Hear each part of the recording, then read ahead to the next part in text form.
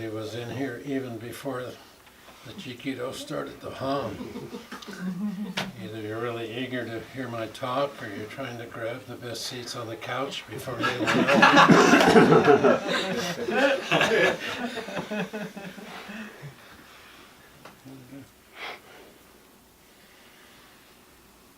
So this is the sixth talk, sixth day of session. 6 different expressions of the Dharma. As we say, there's many paths up the mountain. We each have our own unique way of expressing it, of living it, of exploring it. So, depending on how high we climb, the view becomes more panoramic, and all of these paths eventually lead to the summit. Yeah. It's just an analogy. Why stop there? Why stop at the summit?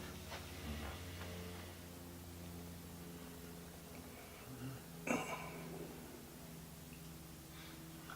the other day, on a Saturday, we were talking about one of the Dharma dialogues that Bernie Glassman Roshi had with a student who ordained as a monk and was shaving his head.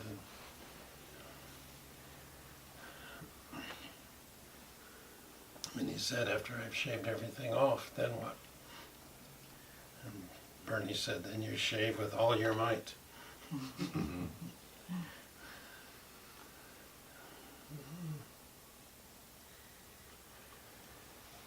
So, when we look at our practice, the bottom line, for me, and maybe many of you, is that we're practicing, because of the Buddha's enlightenment. And as you know, this week, we're commemorating and celebrating the enlightenment of the Buddha. This is our Buddhist passion play.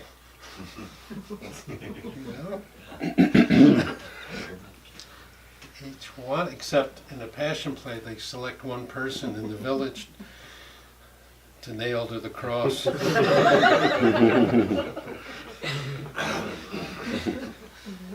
Every one of you.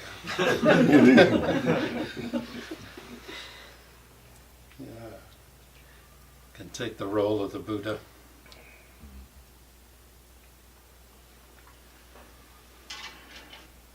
And without the enlightenment of the Buddha, our practice would not have the direction that it does. Because of that, it's very important we appreciate it. What is the awakening of the Buddha? And that we realize it for ourselves. In a session such as this is a perfect place to realize it. Master Hakuin expressed it very clearly. In his writings, the 4 ways of knowing, he said, when discriminating mind is suddenly shattered, and the awakened essence immediately appears, the universe is filled with boundless light. This is called the way of knowing of the great perfect mirror, the pure body of reality, which is the Dharmakaya. This is realization all at once.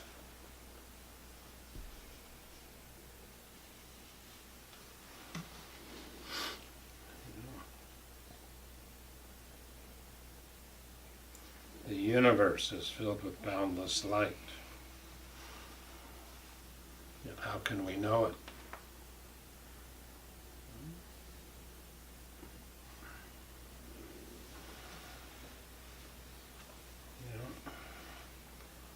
Such an experience that Hakuin's talking about we call Kensho. And he emphasizes, without such an experience, you don't really understand the essence of Zen. And it's important to develop samadhi, or deep concentration. And if we're constantly grabbing on to our daydreams and our thoughts, we keep disrupting that flow. We just need to keep bringing ourselves back over and over and over and over again. But do it gently. Do it graciously. Just acknowledge it and bring it back.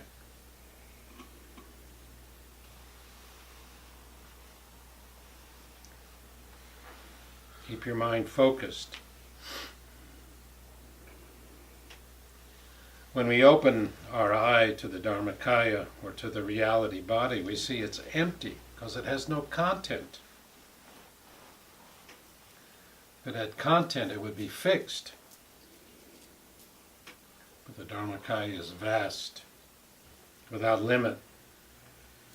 If we set up any kind of a boundary, it's not the Dharmakaya.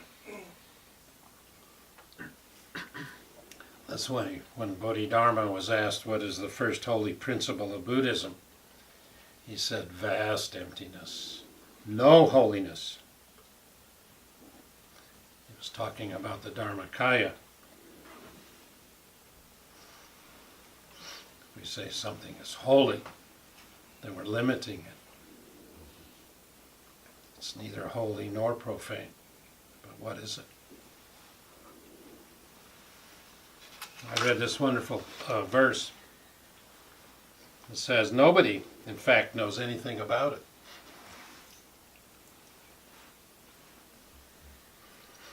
Okay. I think it was Tetsudo who made reference to not knowing. So nobody knows anything about it. If you know, then you're restricting it. However, you can smell it. You can smell the scent of the unseen flower that blooms in the heart of the void.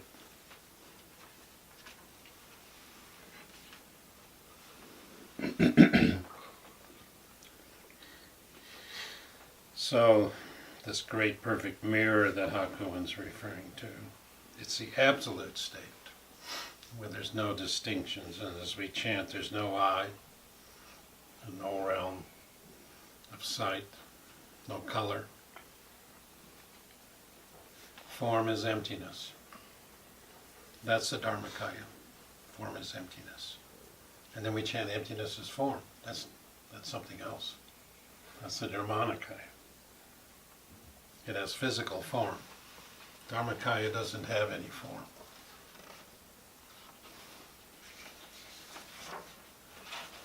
It reminds me of a haiku by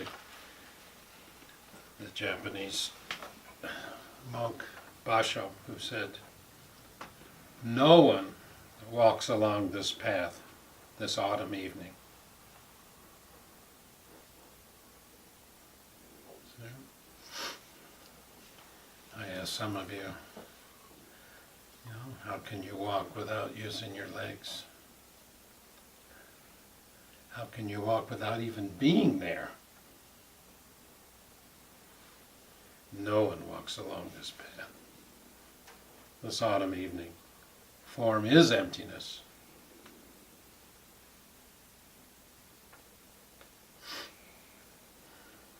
So you may have heard that we don't practice in order to become enlightened, but because of enlightenment we practice. So without enlightenment, what would our practice be? So this afternoon I'd like to touch on one of the quotes of the Buddha when he awakened. As many of you know, he said, "I and all beings everywhere have simultaneously attained enlightenment." I and all beings everywhere. So, isn't that one of the problems of our practice? Is this I?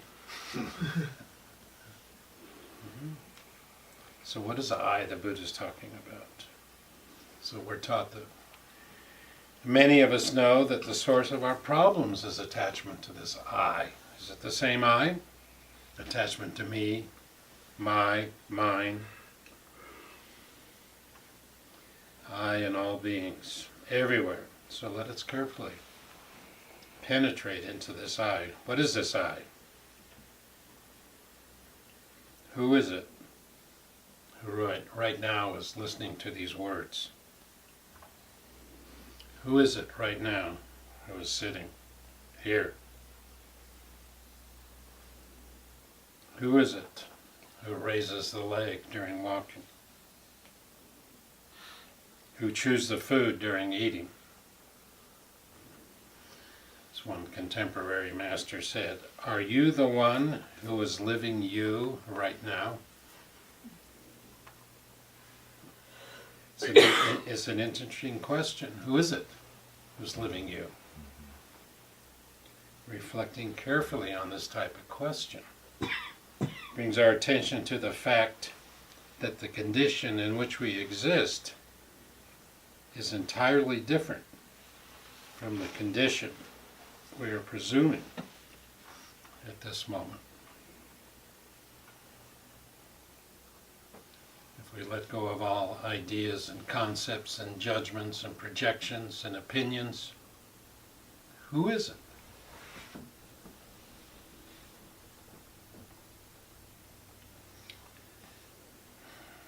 Generally speaking, we struggle to survive as our pictures of ourselves, as our presumptions of who we are.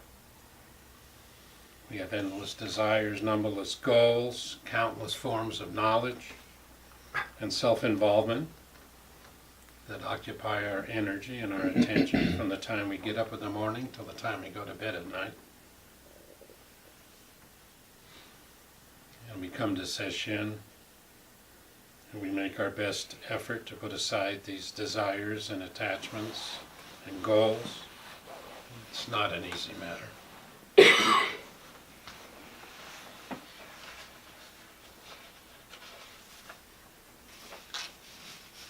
And still we cling very much to the notion of self.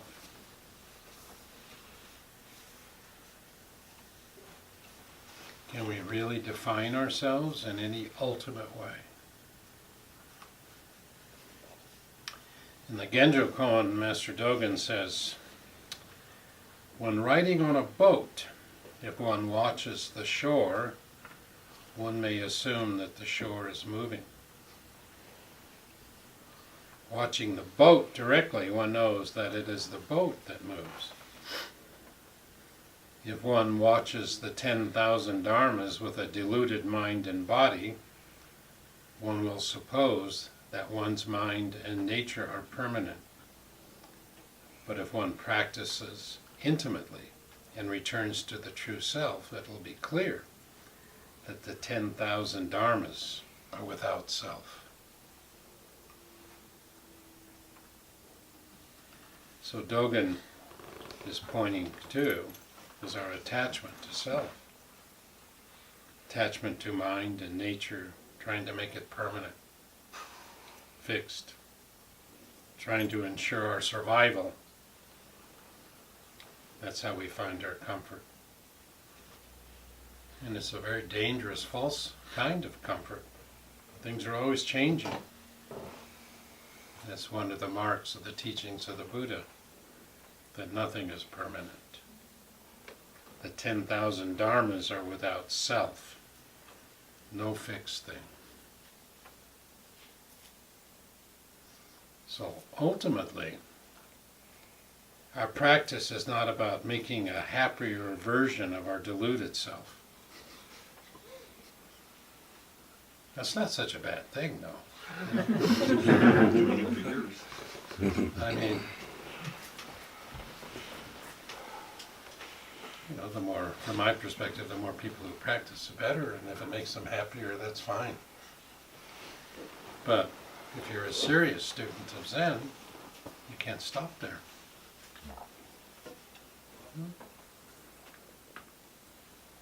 So it's not about making a happier version of our deluded self.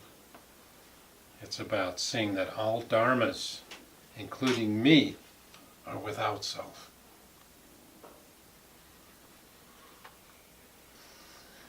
So you know we have this koan, who am I?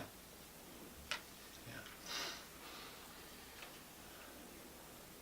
So if you come in and say, I'm nothing, I'm without self, I'll grab your nose and twist it. Say, what's that?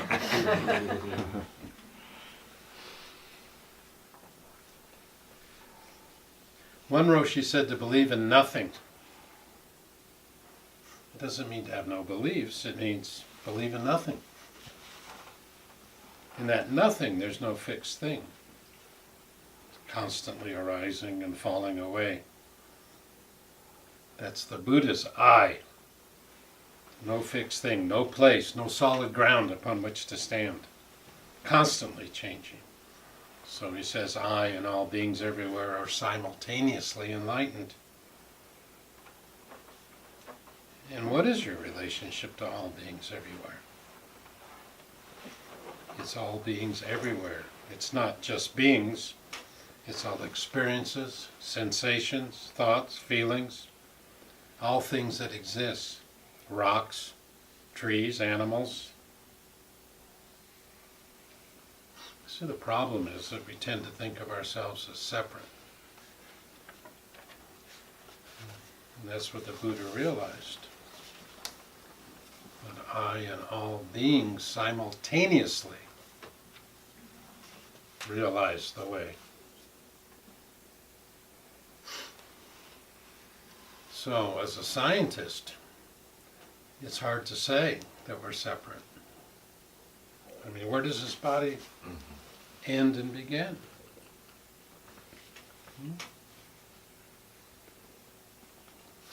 What about when we breathe? We breathe in air molecules, and I'm sure each air molecule has a wonderful story to tell us of its previous life as we inhale it into our lungs. I used to live in a bottle of ink in ancient China that was used by an enlightened monk to write the sutras. And I was incorporated in the robe of the Buddha. And now I reside in your lungs. In your lungs.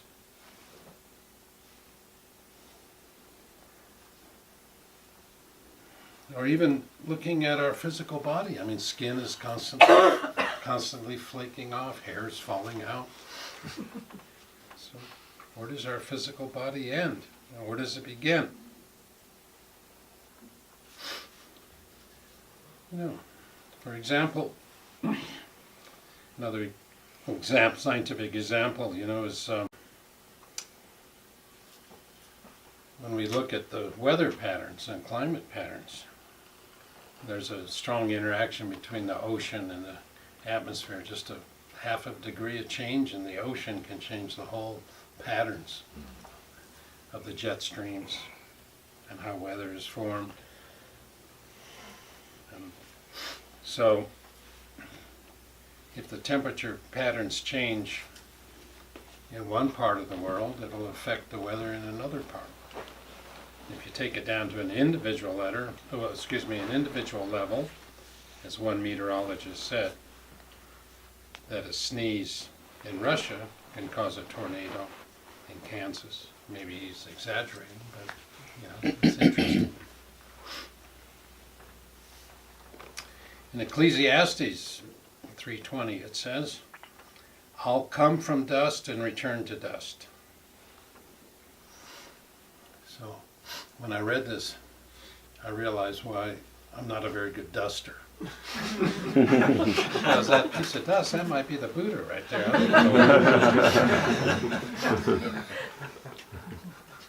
But it reminds me, you know, of the sixth patriarch and the head monk, you know, where he said the verses, you know, when the fifth patriarch was looking for a successor, he said, the body, the head monk said, the body is a Bodhi tree, the mind a mirror bright. We should regularly wipe it clean, lest dust should alight. So I like what the six patriarchs said, though. There is no Bodhi tree. There is no mirror bright. So where is the dust going to alight? So those of you who clean the zendo, you know where it alights. But both of them are a wonderful teaching. Huh? We are the Dharmakaya, which is, there is no Bodhi tree, there is no mind, there is no mirror bright. But still, there is dust, there is confusion.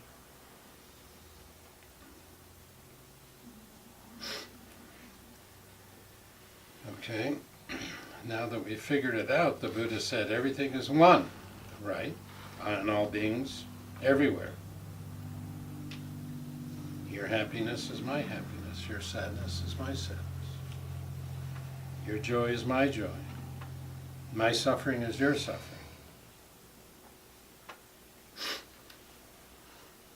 I just saw this little post on the internet about how to really be happy. This seeker, this inquirer, went to a guru and he said, "How does one find happiness?" And the guru said, "Do not argue with fools." And the guy says, "I disagree." And the guru said, "Yes, you're right."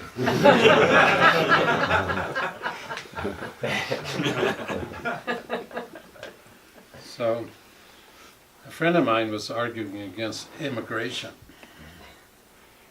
And he said, "I am not my brother's keeper.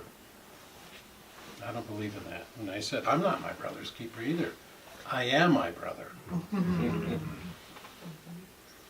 If he's suffering, I'm suffering." Since the Buddha's enlightened, we're all enlightened. If that's true, then it's impossible to define ourselves completely in any ultimate sense. Whatever arises, that's our absolute existence. If we try to put our finger on it, it changes. When I was a kid in school, they didn't have all of these OSHA regulations, about safety for the kids, and we used to play with mercury.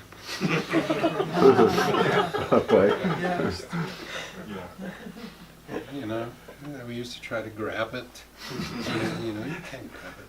It squirts away. Yeah. Now I've been exposed to toxic elements, toxic chemicals, radiation. You used to go to a shoe store. You remember? You'd put on the shoe and then you would stick your feet into these x-ray machines and they'd take x-rays of your feet to see whether your feet were fit. I'm sure they were blasting your whole body. I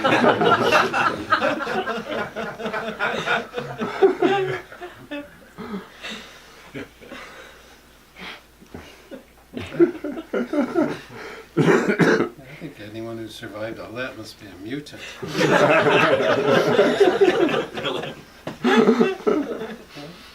Here I am.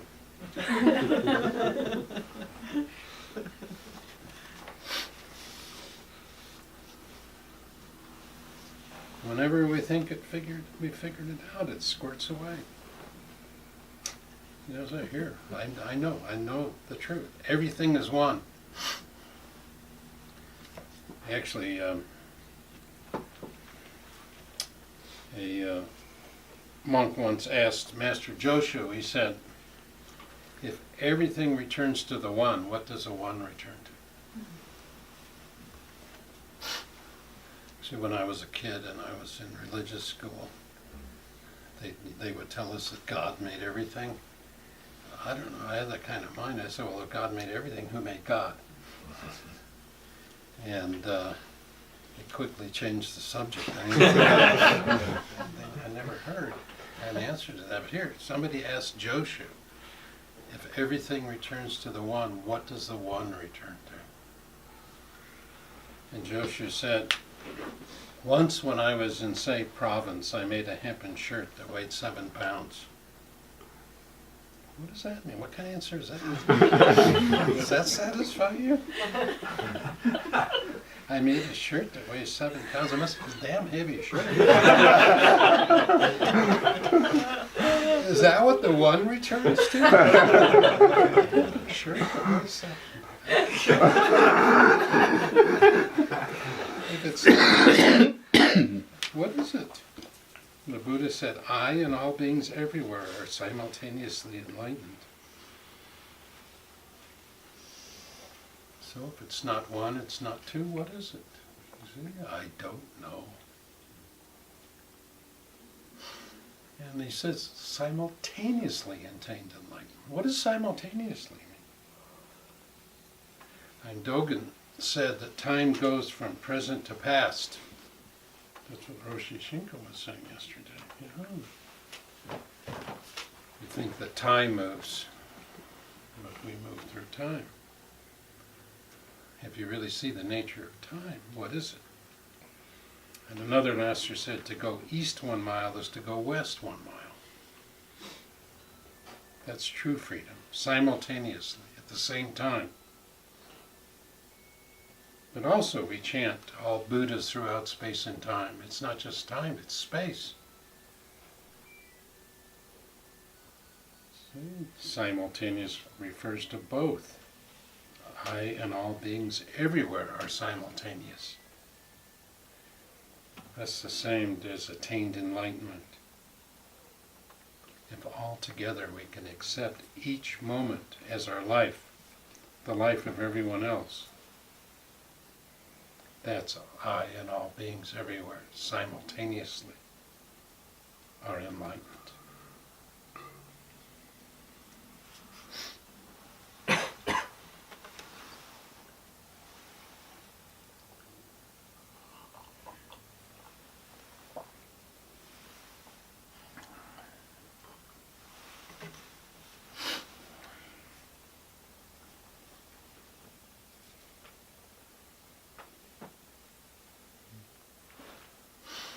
Realizing what the Buddha said, that's enlightenment itself.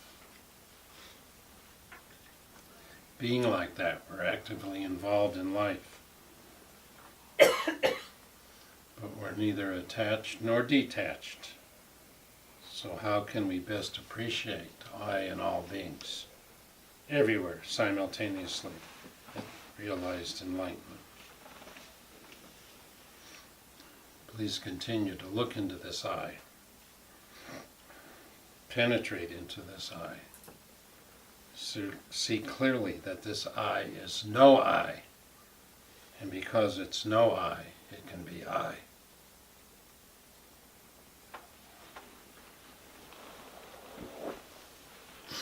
When we realize the pure body of reality, the Dharmakaya,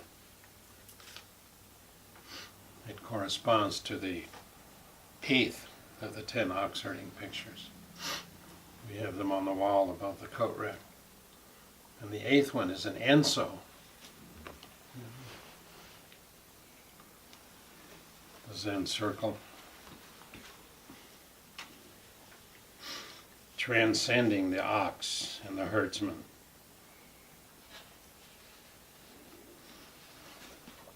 It's the empty circle. And the preface to that stage states,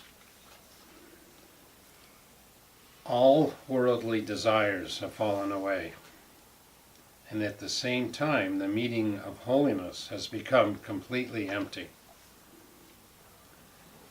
Do not linger where the Buddha dwells. Go quickly past the place where no Buddha dwells. If a person is no longer attached to either, what is innermost in him can no longer be seen into.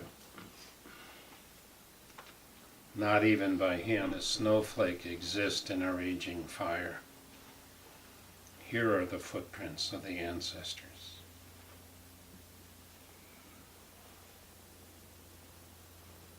When your zazen is like a raging fire, not a single thought can exist, let alone a snowflake. My first heart teacher, Shishin Roshi, used to say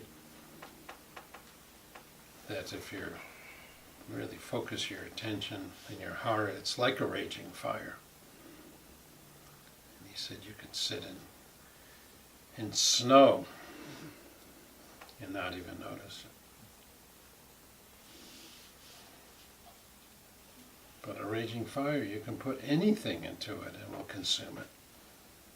Any kind of thought, any kind of idea, any kind of knowledge, any kind of projection, any kind of opinion, any kind of belief.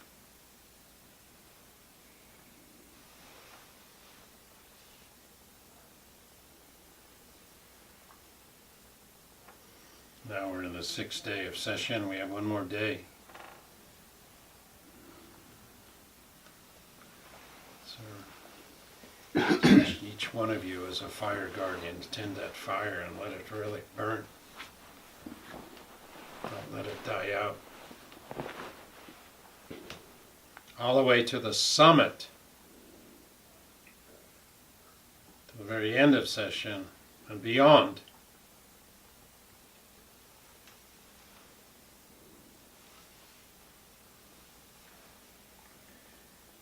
There's a verse in this 8th ox herding picture that says, shame. Previously I wanted to save the world. What a surprise. There's no longer a world to save.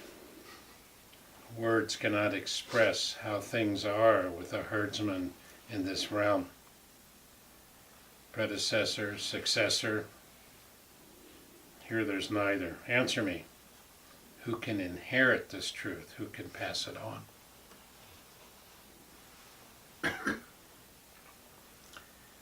In that very state, in that Dharmakaya, there is no world to save. But let me remind you, before we lose heart, this is only the 8th picture. There's 2 more.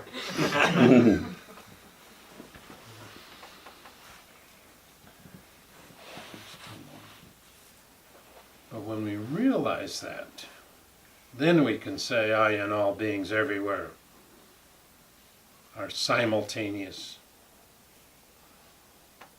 We're totally connected. And from that very place of no self, there's no obstacles to prevent us from realizing our vows to liberate all beings.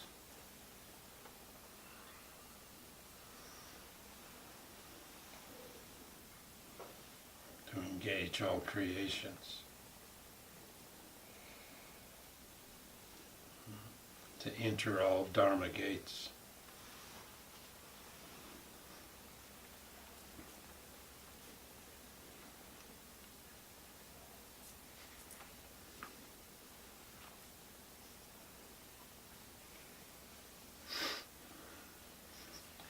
Commentary on this verse says that even the cat and the spoon have the wisdom and virtue of the Buddha.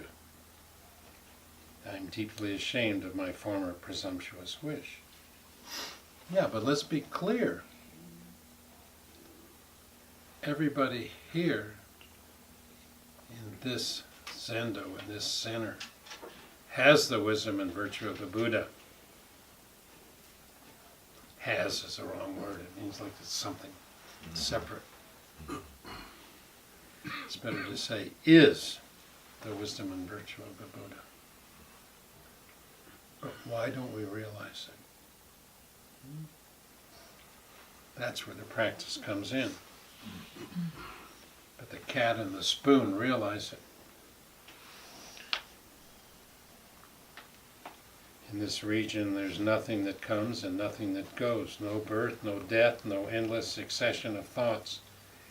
The beginningless past and the infinite future are enclosed in the now, which fills the whole cosmos beyond time and space. In the context of now, Shakyamuni Buddha was not born, and Bodhidharma did not come to China. Complete directness reigns. Directness, being genuine.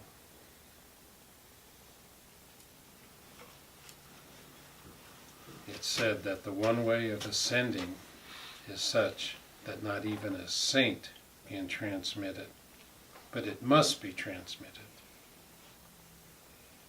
And that's why we call it the footprints of the ancestors, even though there is no trace.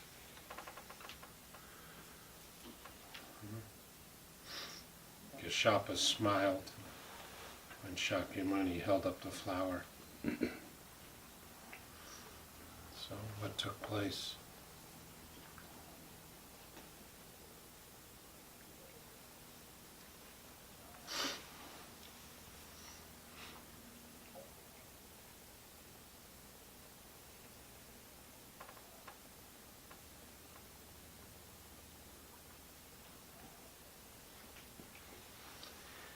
So please don't be afraid to let go. All you lose are your shackles. You'll be completely free. But as one teacher said, it won't make you a better basketball player without practice. And it won't make you a better person either without practice. But the practice will be of a different dimension, because you'll clearly see that there's nothing there to protect.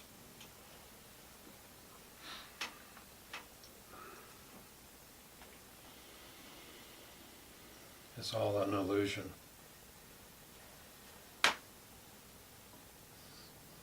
Yeah, so seeing that, then we'll go freely into the marketplace and beyond. So I encourage all of you.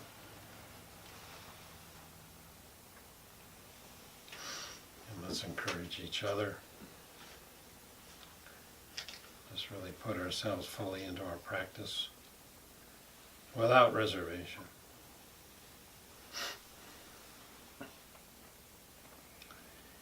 In the morning when I come into the Zendo, and it's called Kintan, when I do prostrations to the altar and then walk around and greet each one of you. That's what I'm doing, is I'm greeting you. I'm not checking you on you. You know, when I did the 3 prostrations, if you don't pay attention to it, you wonder, did I do 2 or did I do 3? And so there's 3 treasures, and so I decided the first bow, I take refuge in the Buddha. The second bow, I take refuge in the Dharma. And the third bow, I take refuge in the Sangha. And what does it mean to take refuge? Now, I've talked about this before. Those are the 3 treasures. We dedicate our merits to the 3 treasures. We study the 3 treasures as part of the 16 precepts that we take as Buddhists. But we think of refuge, and we were talking about this today, A lot of, in some religions, Buddhist religions, they take refuge as they're asking the 3 treasures, to shield them from all of the suffering and adversities of life. That's what, in some places, they put money in the temple, and they bow, and they want to get something in return for it, please. We need a new car. But to take refuge doesn't mean to protect you from the storm. It means to throw yourself unreservedly into the Buddha. Throw yourself unreservedly into the Dharma, and throw yourself unreservedly into the Sangha. And each time I make 3 prostrations, when I take refuge, I'm throwing myself completely away. Everything, take everything. And what's left? Well, then I throw it away again to the Dharma, and then to the Sangha. And then I greet you. So there's nobody walking around the zendo this early morning. And there's nobody sitting in the zendo. And yet, I honor your no self. And let's honor each other still self. And please, after this talk, those of you who go see Roshi Shinko, I want you to bring that no self to her. And she'll greet it unreservedly.